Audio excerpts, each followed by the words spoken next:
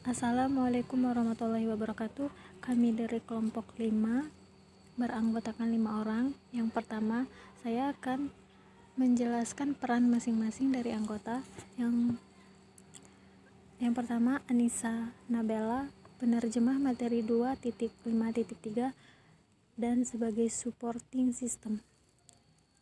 Yang kedua, Herlina, pembahas soal dan sebagai supporting system. Yang ketiga, Maratu Soleha, penerjemah materi 2.5.2, editing, membuat PPT, dan menjabarkan persamaan. 4. Nadia Septiani, penerjemah materi 2.5.4, dan sebagai supporting system. Yang kelima, Rizpita Anggraini atau saya sendiri, penerjemah materi 2.5.1, editing, membuat PPT, dan presentasi. Yang kedua, menjelaskan materi 2.5 tentang konduktor. 2.5.1 Properti dasar. Dalam isolator seperti kaca atau karet, setiap elektron terikat pada tali pendek ke atom. Dari definisi ini, sifat elektrostatis dasar konduktor ideal sebagai berikut.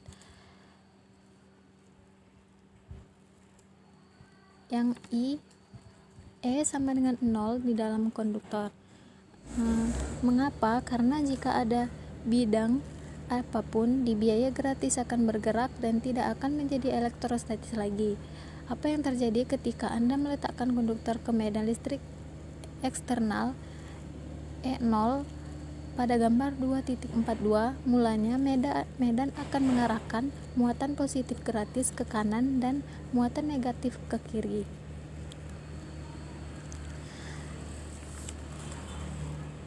Yang kedua, P kecil atau Rho sama dengan 0 di dalam konduktor.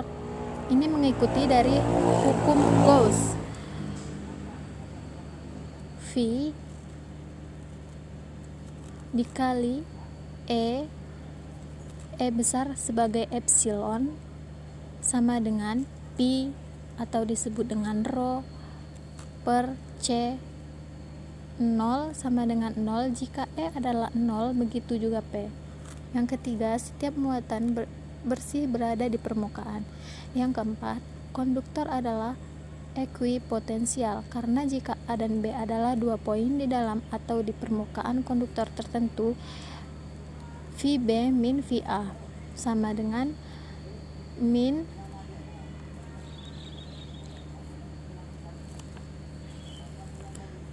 integral A dari B sama ralat min integral A dari B E dikali D dl sama dengan 0 dan karenanya VA min VB. Yang kelima, E tegak lurus dengan permukaan tepat di luar konduktor. Jika tidak seperti dalam properti yang pertama, muatan akan segera mengalir di sekitar permukaan sampai mematikan kiri.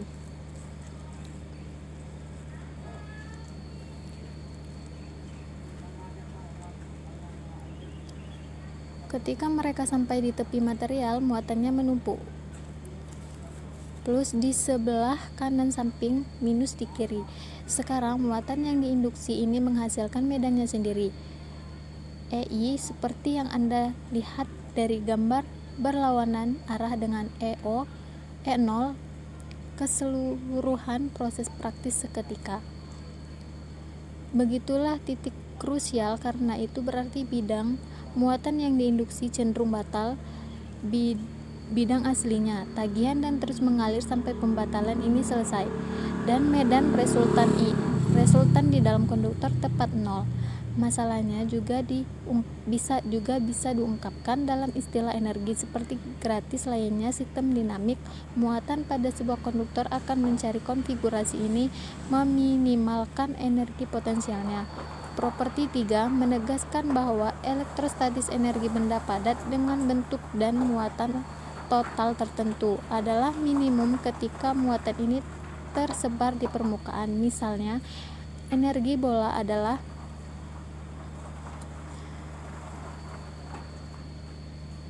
I per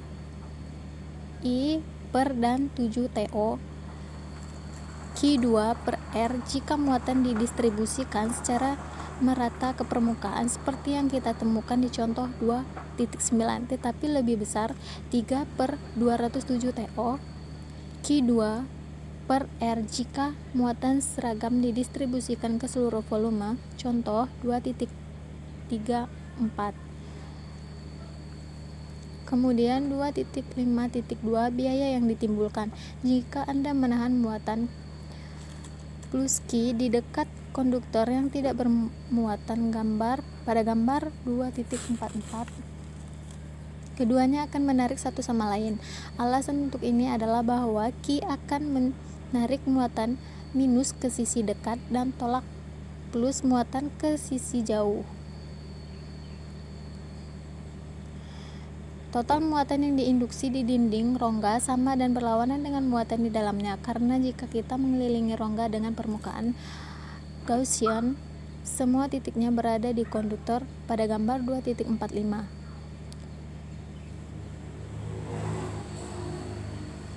Kontur integral E dikali dA sama dengan 0, dan karenanya menurut hukum Gauss, memuat net tertutup harus 0. Tapi Qn sama dengan Q indux, jadi Q indux sama dengan min Q jika konduktor secara keseluruhan netral secara elektrik harus ada muatan plus Q di permukaan luar. Contoh 2.10, konduktor bola bermuatan yang berpusat di titik asal memiliki A rongga dari suatu bentuk aneh yang diukur darinya. Pada gambar 2.46, di suatu tempat di dalam rongga adalah muatan Q. Pertanyaannya, apa medan di luar bola? Dilihat dengan sekilas seperti terlihat bahwa tergantung pada bentuk rongga dan lokasi tagihan, tetapi pernyataan itu salah karena yang benar jawabannya yaitu E sama dengan 1/4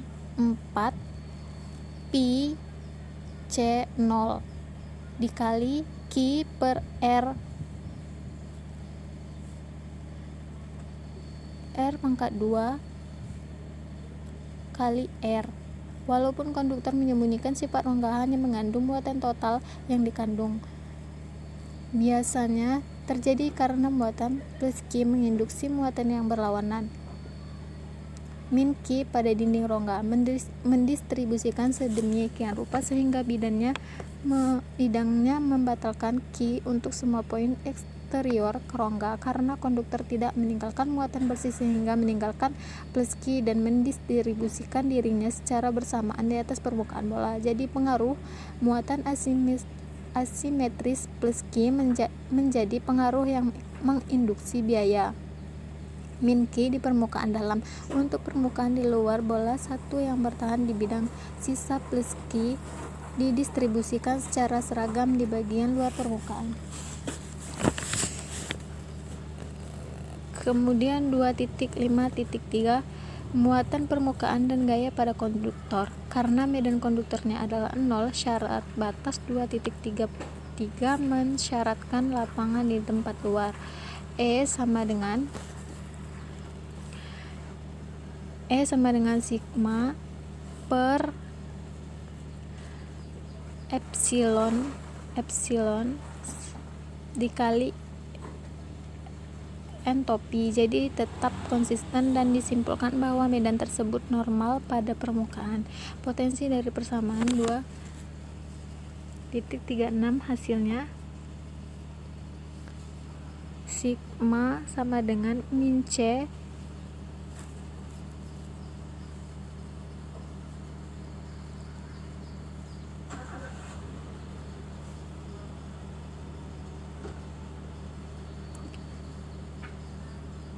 ralat sigma sama dengan min C LV per LN.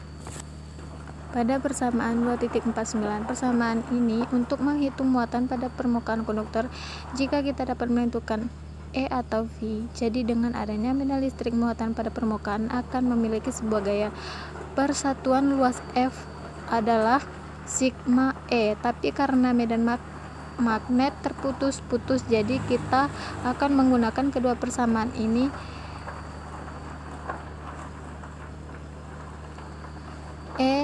E above dikali E below, dan rata-rata dari keduanya akan menjadi,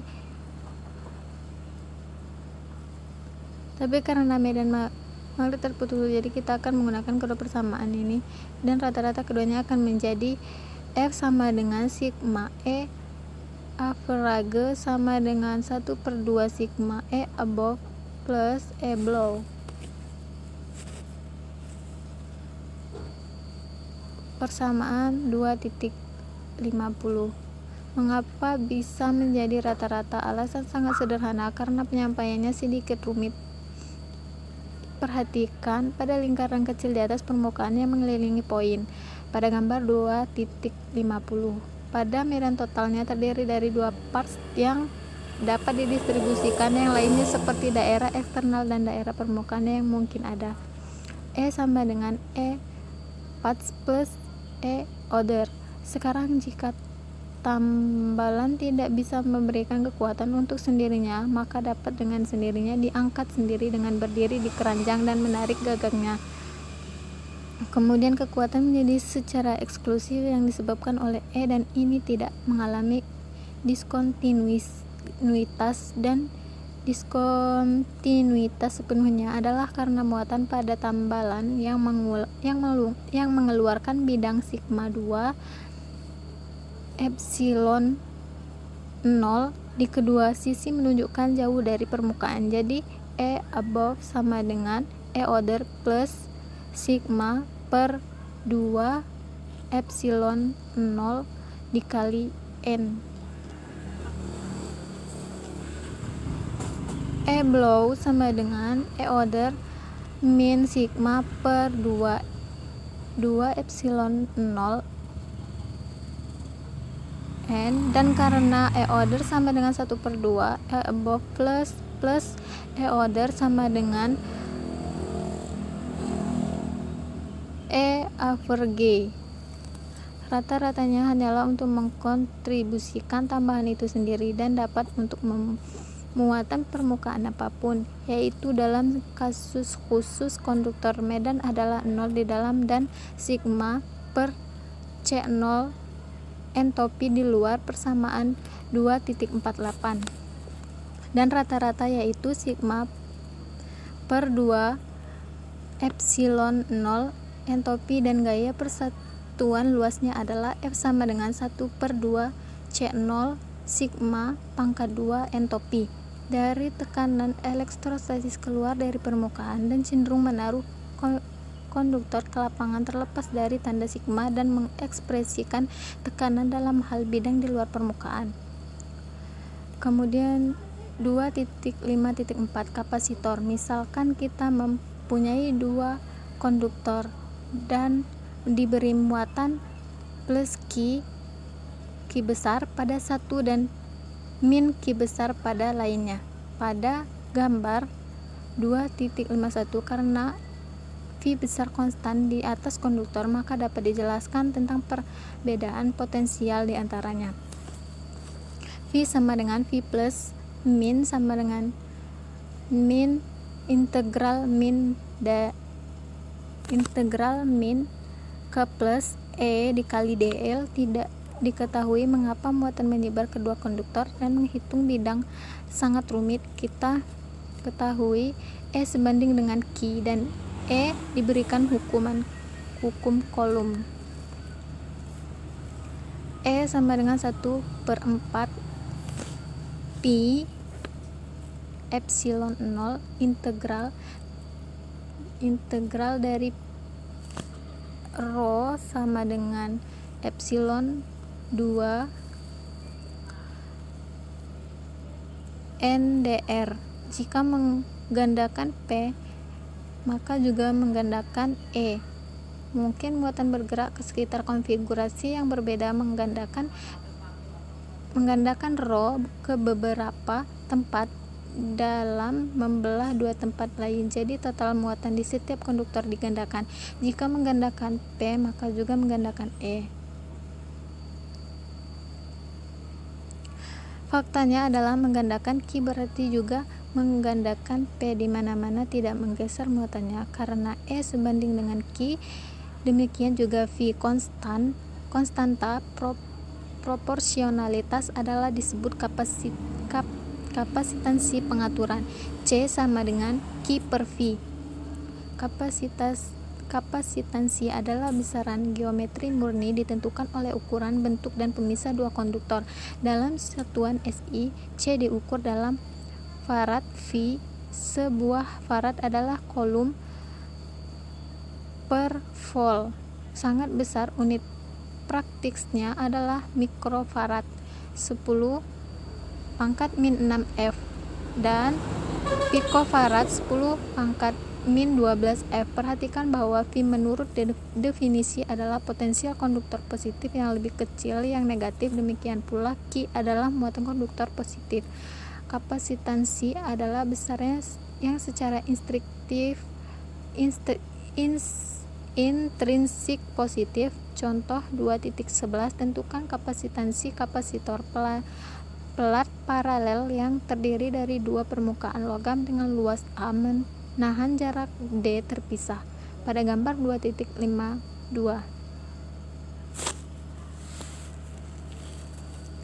Larutan jika ditempatkan plus Q di atas dan min Q di bawah dan akan menyebar di atas kedua permukaan. Densitas muatan permukaan adalah sigma sama dengan Q per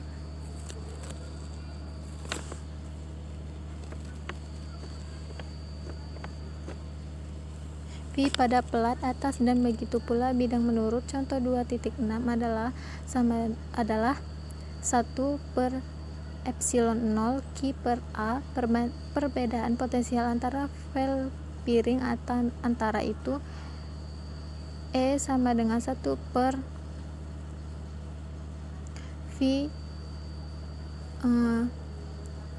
epsilon 0 dikali Q per R dikali I topi. Jadi perbedaan potensial di antara mereka adalah V sama dengan min integral dari B ke A E dikali dl sama dengan min Q sama Q per V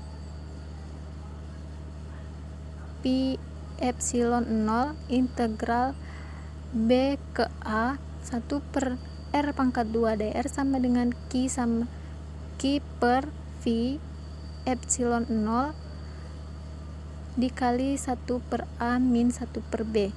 Seperti yang dijanjikan, V sebanding dengan Q atau kapasitansinya. C sama dengan Q per V sama dengan V epsilon 0 dikali AB per B min A. Untuk mengisi kapasitor harus melepaskan elektron positif. Medan yang menarik mereka kembali ke konduktor positif dan mendorong jauh-jauh dari yang negatif. Jadi berapa banyak yang diperlukan untuk mengisi daya? dW sama dengan Q per C dikali dQ. Total pekerjaan yang diperlukan kemudian untuk pergi Q sama dengan 0, jadi sama dengan Q. W sama dengan integral 0 ke Q dikali Q per C dQ sama dengan 1/2 dikali Q pangkat 2 per C, atau sejak Q sama dengan CV. W sama dengan 1/2 CV pangkat 2 dengan V adalah potensial akhir kapasitor. Contoh soal 2.11 hambatan jenis bahan konduktor. Sebuah kawat yang panjangnya 2 m dan luas penampangnya 5 cm pangkat 2 memiliki hambatan 100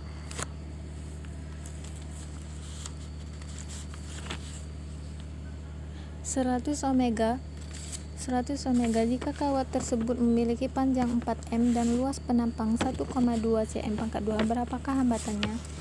Penyelesaian diketahui 11 sama dengan 2 m, 12 sama dengan 4 m, A1 sama dengan 5 cm, A2 sama dengan 1,25 cm pangkat 2, R sama dengan 100 ohm. Soal ini lebih mudah diselesaikan dengan menggunakan metode perbandingan dari persamaan. R di sini disebut sebagai hambatan atau ohm, sama dengan pi atau rho dalam kurung L per A diperoleh R2 per R1 sama dengan 12 kali A2 atau 11 kali A1. R2 sama dengan 4M dikali 1,25 cm pangkat 2 atau 2M kali 5 cm pangkat 2 kali 100 ohm. R2 nya sama dengan 50 ohm. Jadi hambatan konduktor adalah 50 ohm. Contoh soal 2.12, perhitungan rumus hukum ohm. Sebuah pemanas listrik memiliki beda potensial 25 V. V di sini disebut sebagai volume meter kubik. Dan kuat arus listrik 5A.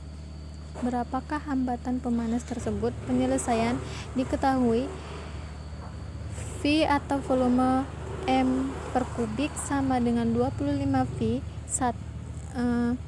L nya sama dengan 5A. Ditanya R itu sebagai hambatan atau ohm.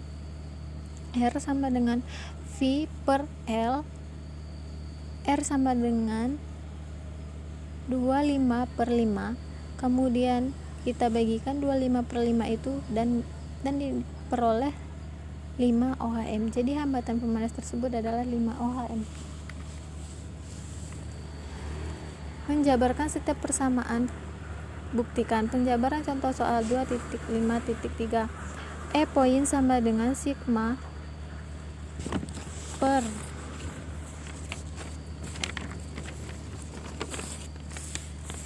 epsilon A. Kemudian ln per ln sama dengan sigma per E0. E sama dengan A dikali E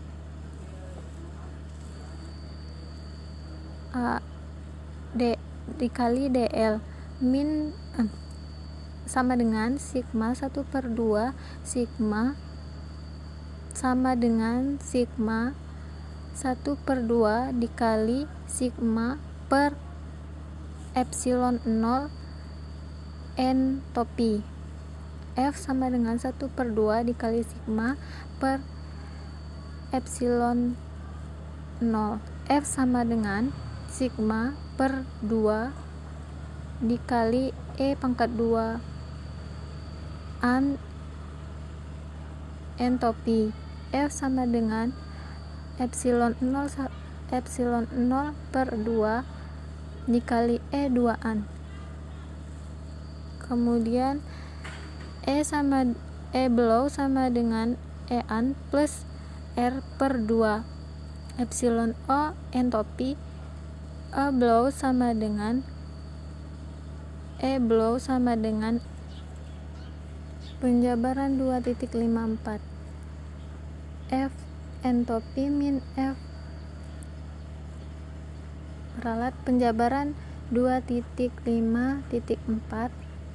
F entopi sama dengan F plus min F min sama dengan min integral dari min ke plus E dikali dl.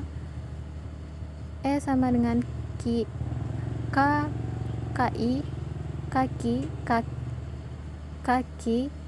V dikali E0 V dikali Q. C sama dengan C sama dengan 0 per V PF sama dengan V PF 10 pangkat min A, R F 10 pangkat min A kecil, W sama dengan Q kecil, kemudian V besar, V sama dengan Q kecil per C, dW sama dengan Q per C, W sama dengan integral dari 0 ke 6 Q per C dikali dQ sama dengan 1 per C 2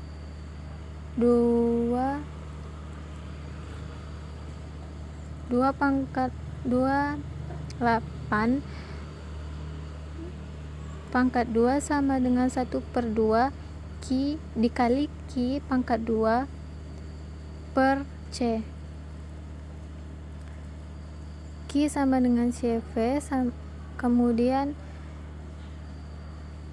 kemudian diperoleh sama dengan 1 per 2 CV pangkat 2, lalu W sama dengan 1 per 2 integral PFD. Terima kasih. Wassalamualaikum warahmatullahi wabarakatuh.